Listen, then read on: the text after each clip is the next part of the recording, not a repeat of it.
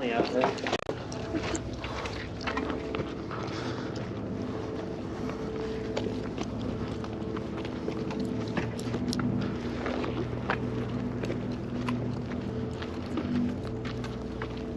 Alright, Dennis, Piper Warrior 2. What year do you think this was built? 80s? 70. Let's see, I always get this messed up. Hang on. Let me look at the airworthiness certificate. 1977.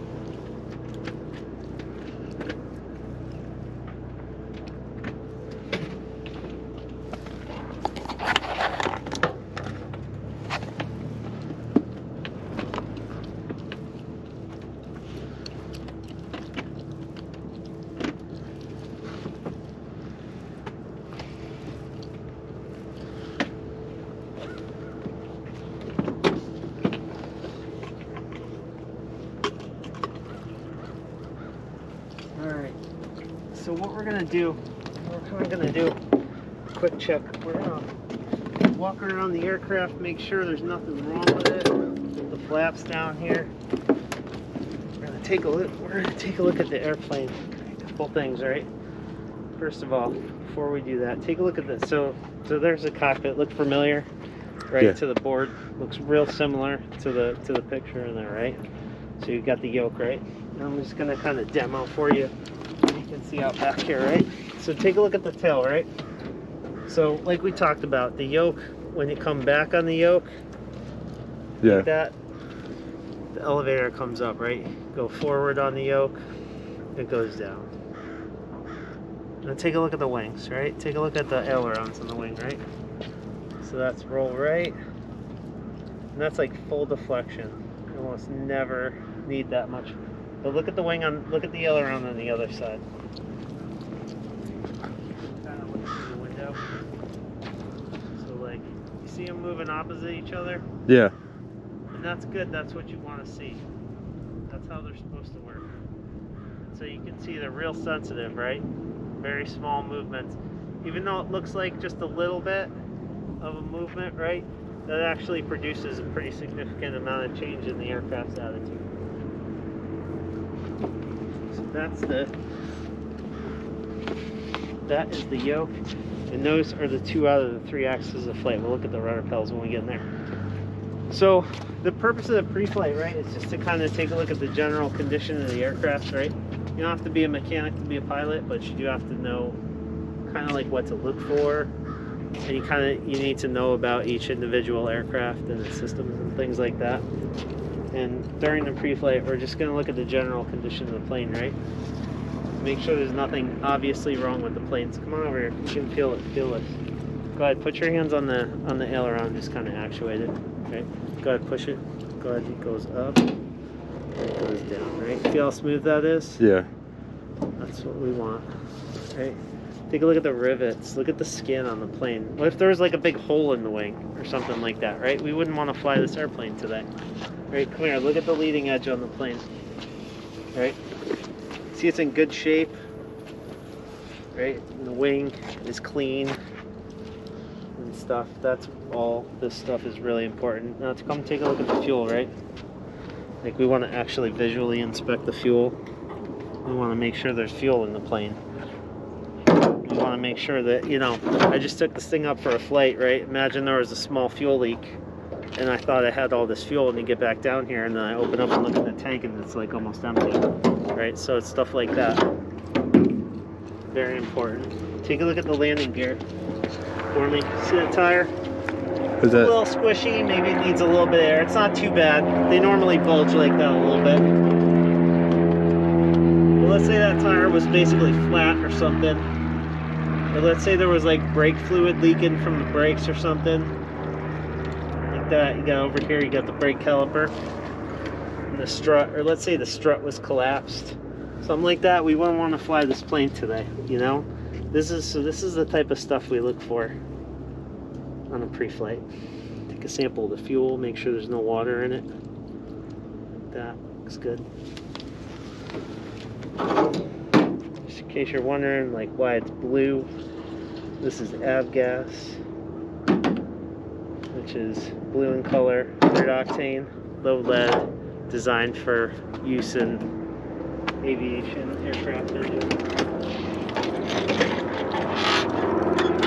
It is a busy day today because it is so nice out. People are waking up, it's springtime, right?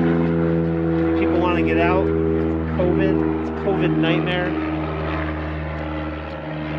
Alright, so one of the most important things then is to make sure that this engine has oil, right? When you hopped in your car today, you just hopped in your car and off the 2 you came, right? Right. You're like, hey, it's time to go. I'm gonna jump in my car and I gotta get somewhere, right? You don't check your oil, right? Because No. it doesn't matter, right? Because if your engine blows up, you can just pull off to the side of the road, right? Right. So a little bit more critical here. So we always check, like, again, general condition, right? You don't have to be a mechanic, right? But, you know, let's say we saw fuel leaking from right here, you know, drip, drip, drip, drip, drip, drip, drip. Maybe we shouldn't fly this plane today. Maybe we should ground it and let the mechanics fix it. Things like that. Is it standard oil or is it like aviation oil? Or? Yeah, it's a like an I think it's 1550, but you know, yeah, it's like aviation. It's designed for aircraft engines. This is an air-cooled engine. I don't know if you noticed, but like air-cooled. There's no radiator fluid or anything, so like the air passing through these fins is what keeps the engine from overheating. Okay. It's really cool. And the oil. There's an oil cooler on there as well. Don't want to forget the chocks, right? It's super embarrassing when you fire the plane up and then you can't go anywhere because the chocks are on one of the wheels, or you forgot to tie down because you were rushing. It's super embarrassing.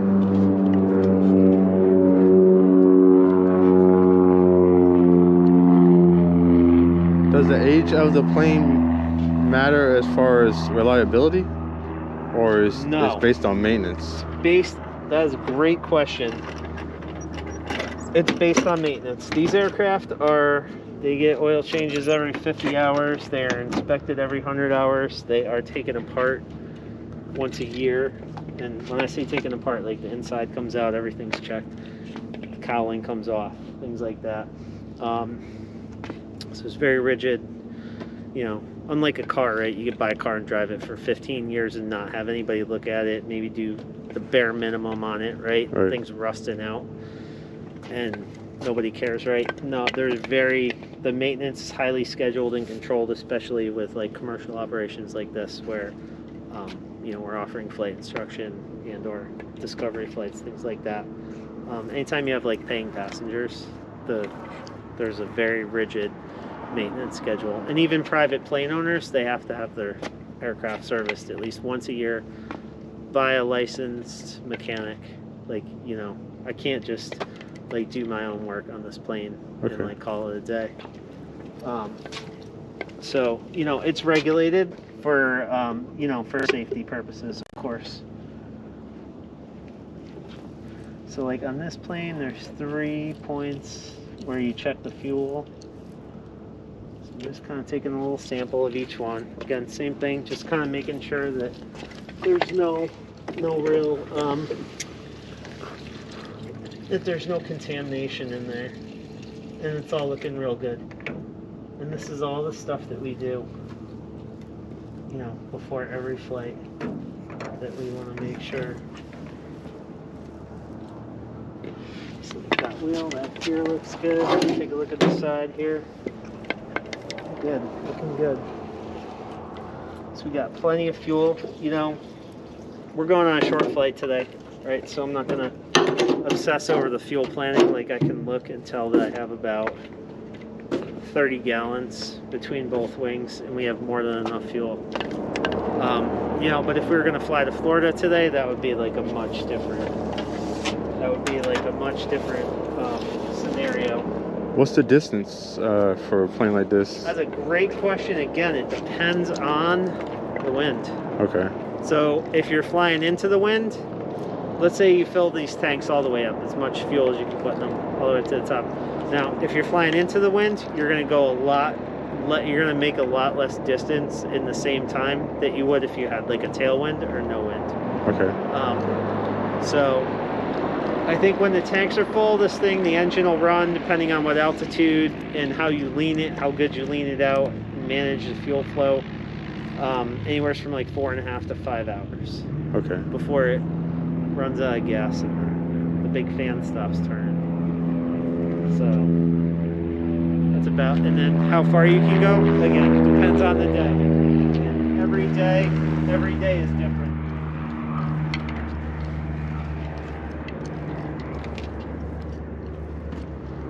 All right, come on around the back here. We'll take a quick look at that. Otherwise, this thing is looking pretty good right now. Let's take a look at the elevator right here. Good, right? Go ahead, actuate it, feel it. You want to look at this stuff. You want to make sure the rudder.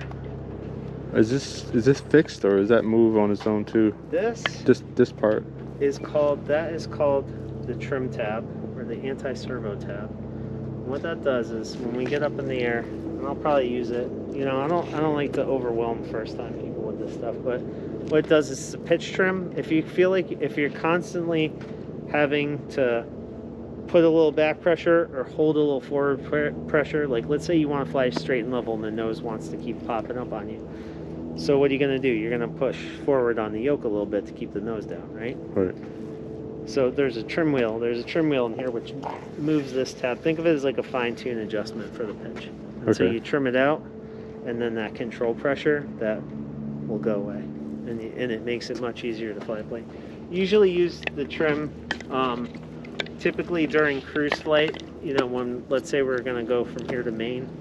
Today we're gonna climb up to a certain altitude, and once we get up there, we would quote trim the plane out and kind of just keep, you know, checking the weather and looking for traffic and talking to air traffic control and things like that.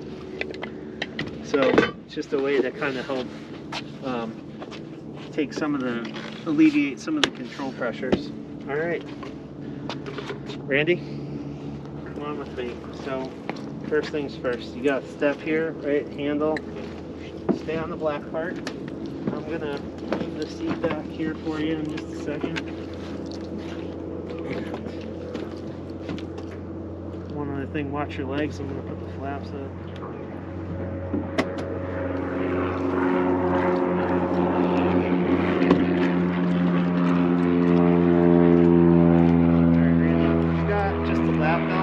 Alright, just like a normal airline. Come on in. Hop right in the top there. So you can put your belt on, kind of just tighten up it's this one here. That one's mine. You only get a lap belt. And that should clip in on the other side there.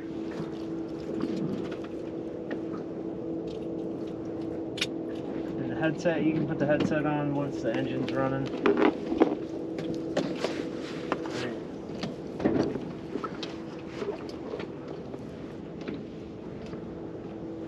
Alright, Dennis, you're gonna go on over to the left. See, I'm gonna get down, get out of your way, and you can climb on into the left side.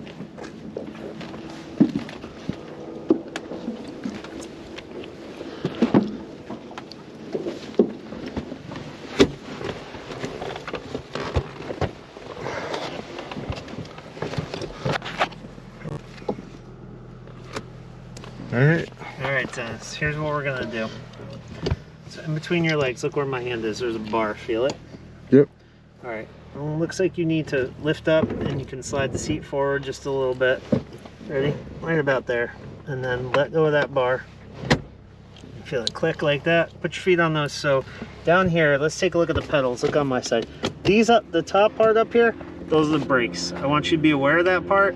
don't put your foot on those brakes. Don't, you know, your feet, the balls of your feet want to be down here on the black part of the pedal, right? This is how you taxi the plane, and that's how you use the rudders in flight, okay? So go ahead, rest your feet on those rudder pedals for right now.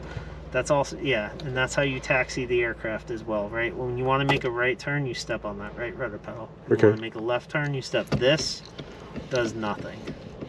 Okay. Like the, all right. So you got a lap belt on your side. Here's the one side of it. On the other side, you should have the. It's connected up. If that thing's being a pain in the butt, we can disconnect that. And let's see. Go ahead. Just click it on in there. And now you're in a good place. There you go.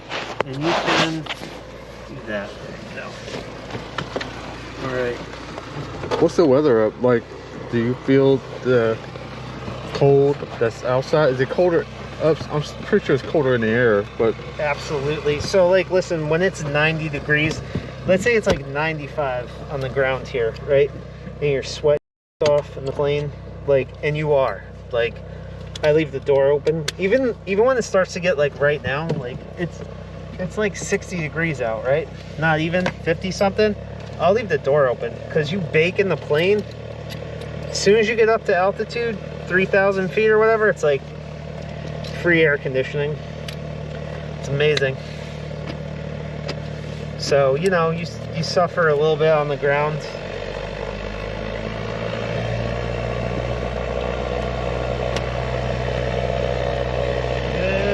Good. All right, we'll put our headsets on. Pardon my reach for a second. I gotta get in between here with that.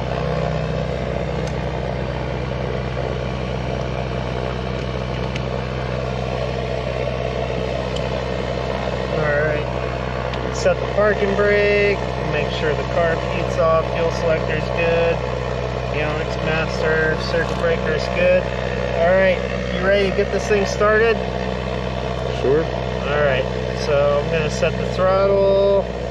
Turn those two red switches on, right? Those are the master and the alternator, right? So we now have power applied. I'm going to check the fuel pump real quick. Good. All right. Go ahead, put that mixture knob all the way forward. So what that does is that's what allows fuel to go into the carburetor, right? When it's like this, the engine will not run. There's no fuel going into the carburetor. When it's like that, we're now letting fuel into the carburetor. All right, this thing just ran not too long ago. I'm gonna see if I can hot start it. Clear! And clear all the way around. All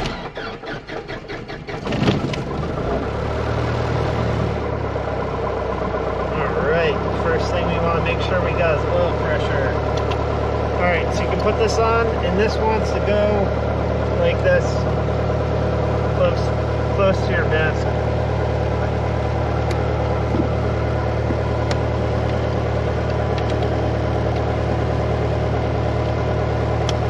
How do you hear me? Good. Good? Randy? Alright. First thing we're going to do is get some weather.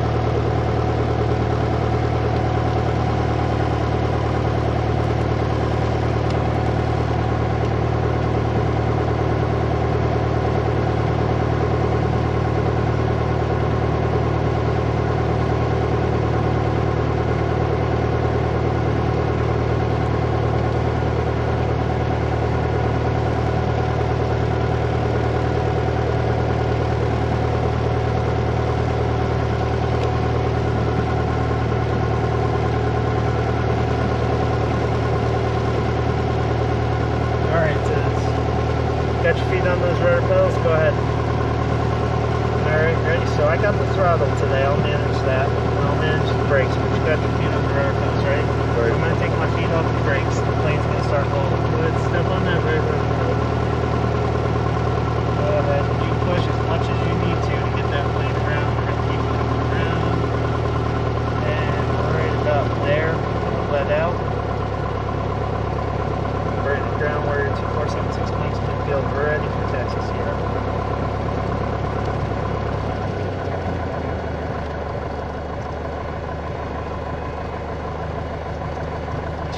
76 Mike midfield ready for taxi Sierra.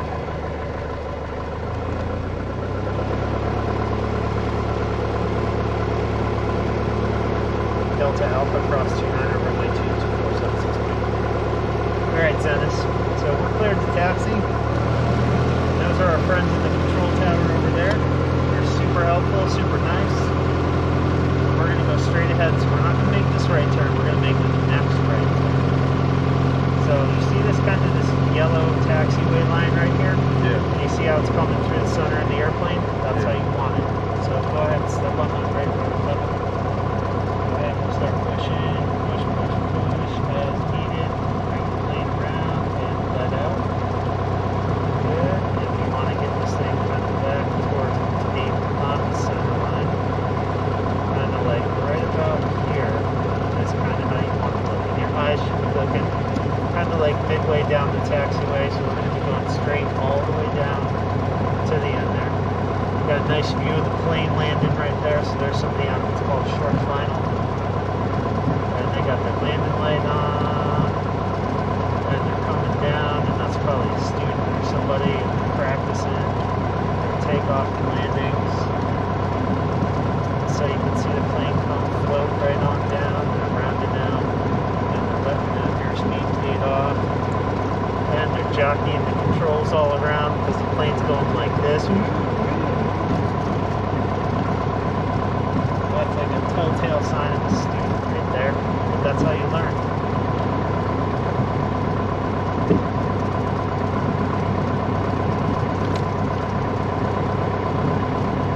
So it doesn't get much nicer than this out today. I mean, you guys got a really good day here today. So take a look at that windsock over there. You see it's like barely moving. We're not doing anything. See that orange windsock right there? It's like just kind of flopping around. There's like virtually no wind today. Do you have to,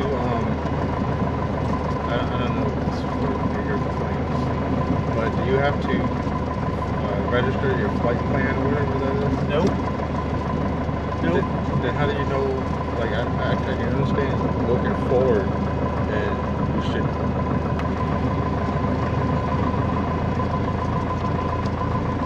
Go ahead. So you can keep up with planes all around you. You don't, so check it out. Like, I am responsible for the safety of this flight. So this is what's called a VFR flight, visual flight rules.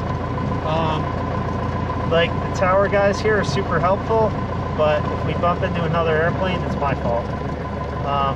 When you're on what's called an instrument flight plan, which is like what the airlines fly on, at that point, air traffic control is responsible for,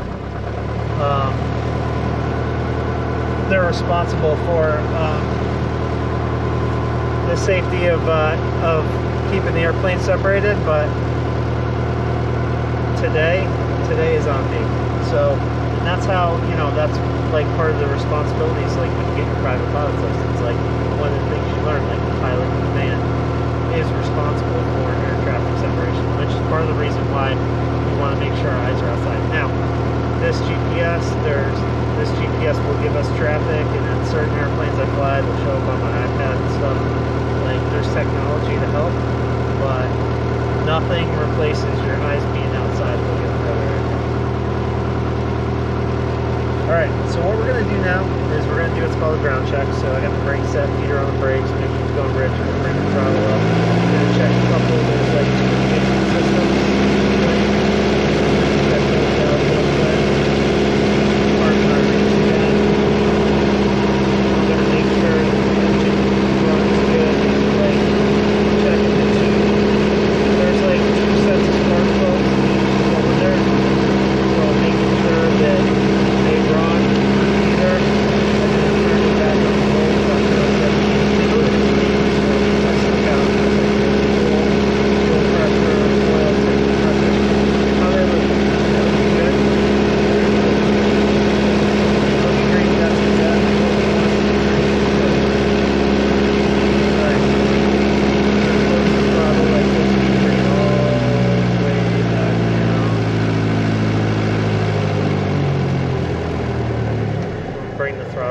way down to idle. Like that. We want to make sure the engine idles. But you know, this is so, hopefully this stuff kind of makes sense, right? Before we take the plane up in the air, we're doing like some system checks here. We want to make sure that there's nothing, again, obviously wrong with the aircraft before we go take it into the air. Alright, master and alternators on. Seat back, seat's good. You got your seatbelts on. That's good. Windows closed. Alright, Dennis, grab on the flight controls with me for a second, right? And we're going to make sure that the flight controls are free and clear. Feel that? Yeah. Smooth and they're unobstructed. Very important, right? Imagine if we started to take off and the thing's jammed up on us. Yeah. That would suck. That would be a really bad day. Right? So we want to check that stuff. Alright, flight instrument, we want to make sure. Good, good, good. Set, good. Compass, 150. Good. Directional gyro set, DSI 0. Excellent. Fuel selector's good. Fuel pump's going on. Alright, checked our engine gauges are green. Heartbeat's off. Bridge, primer's on. Good. Seatbelts already checked. Flaps are open. Alright, Dennis, you want to help me with the takeoff? No. No? Sure? I mean, It's up to you, man. I guess. I mean, Alright, here's how I'll just tell you how you're going to do it. It's really easy. Got gas.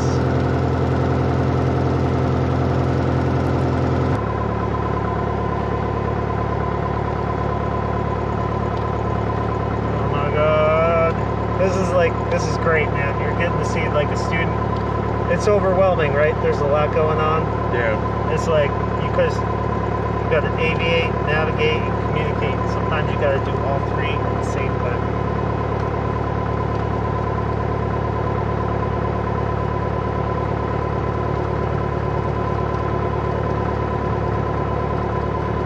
How long does it take to get your personal? Your private pilot's license? Yeah. All depends on the individual. I'll tell you more about that when we get on the ground.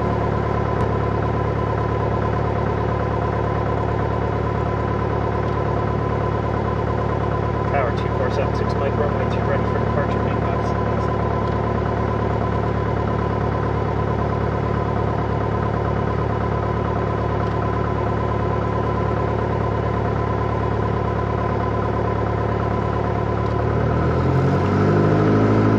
Cleared for takeoff to just now.